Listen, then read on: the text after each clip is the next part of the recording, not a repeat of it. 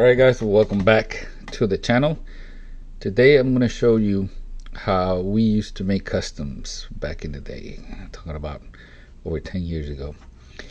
So you needed a light color casting.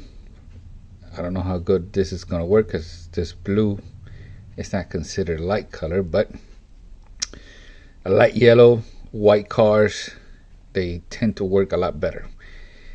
And this is what you need. This is a all-purpose die. They come in different colors. My intention here is the truck is blue, this is yellow. Maybe I could turn it into a green. It's an experiment. So for this, the instructions, they're gonna be in the back, but typically you want boiling water. You mix this in a bucket, and then you will put in your clothes. In this case, we're going to put this casting, so you got to be very, very careful. If you are thinking about doing this, not recommended. So in the old days, what we used to do is we did not take the cars apart. You would take this cord right here, tie it to one of the wheels, and then you would have to be very careful in dipping the car and then taking it out very fast, because you don't want the windshield to melt out of place. The wheels are good, they could hold on to the heat pretty good, but the windshield is the trick here.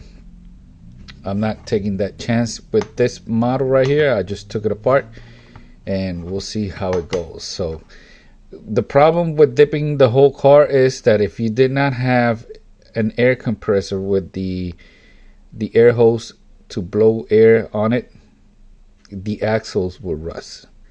So you got to keep that in mind, because just shaking it and tapping it, it's not good enough to take all that water out. So that's one of the downsides, that if you do it like that, you don't have to drill it open, but if you don't have an air compressor with air to air clean it, the axles are gonna rust. So the water's boiling. I'll be back when everything's ready. Water is boiling.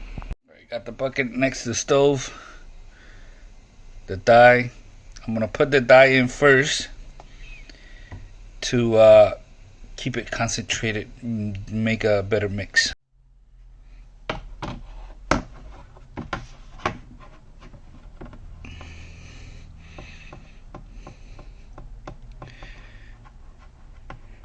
Alright guys, check it out. Well, it's not green, but it definitely changed the color. So I ended up leaving it about 10 minutes inside the hot water. This is what it came out. Now to do one car, it's too expensive because that little bottle of dye is about $10. But if you create a system where you could do, you have a better bucket and you create a jig where you could just dump 10 cars, same car or different cars with different colors, you all end up with different shades of different colors.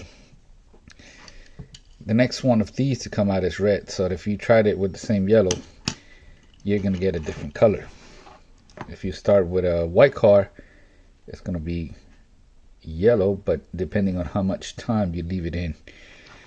So if you take a car apart, let's say you create a jig and you do a setup for about 10 cars, you could probably put it in and just leave it, forget about it till the water cools down, just so you could get more color variation to the model. And all you got to do is take it out, rinse it off, dry it with a napkin or something, and that's it, you're done.